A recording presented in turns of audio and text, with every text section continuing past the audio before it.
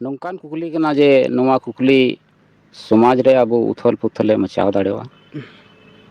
सारी तेही नेलोग कना झारखंड पनत से झारखंड खन बाहरे पनत रे तेही सोरेन जुदी मुर्मू कुड़ी से मुर्मू परिसान कुड़ी गिद्रे बापला अगुलाय खान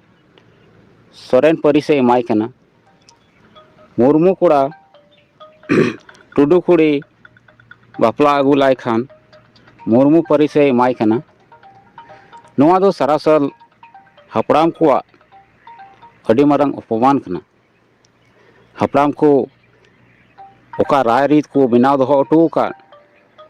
नोवा खन खिलाफ कना आबुरेन हपड़ाम को अड़ी हुदिस कते अड़ी गांडोन कते नोवा परंपरा से अरी राय रीत को बांधाव दो अटू का तबुना जे मिट कुड़ी गिद्रे आम बापला आगू दाड़ेवया मेनखान उनी परिस तो बाम एम दाड़ेवया परिस एमो रिया दो अड़ी आयमा भेद मिना उना भेद तेहिं अबो बडाय जरूर कना तीन हबी नोवा भेद बाबुन बडाय लेखान अबो दो सोरेन कान खान मुर्मू कुड़ी अगू लाय खान सोरेन परिस की माया मेनखान तायम दाराम आबो समाज रे नोवा रे असर नोवा रे एनेम अड़ी बड़ी हुआ तेहिं सोशल मीडिया रे नेलोग कना लटू लटू हड़ जैसे कि नेलोग खान आबोरेन मुख्यमंत्री की जतो हड़ बुन बडाय गया जे नुई दो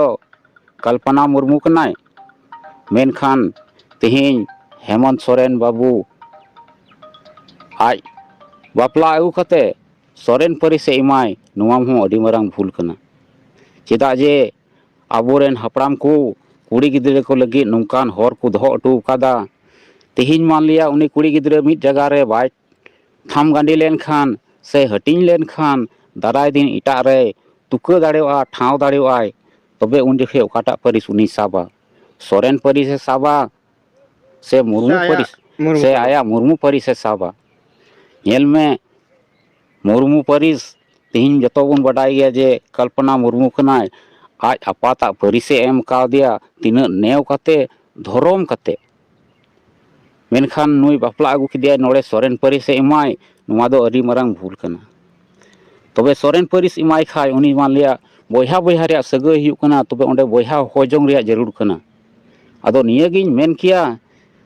जे मुख्यमंत्री ठे हों नेहरोग कना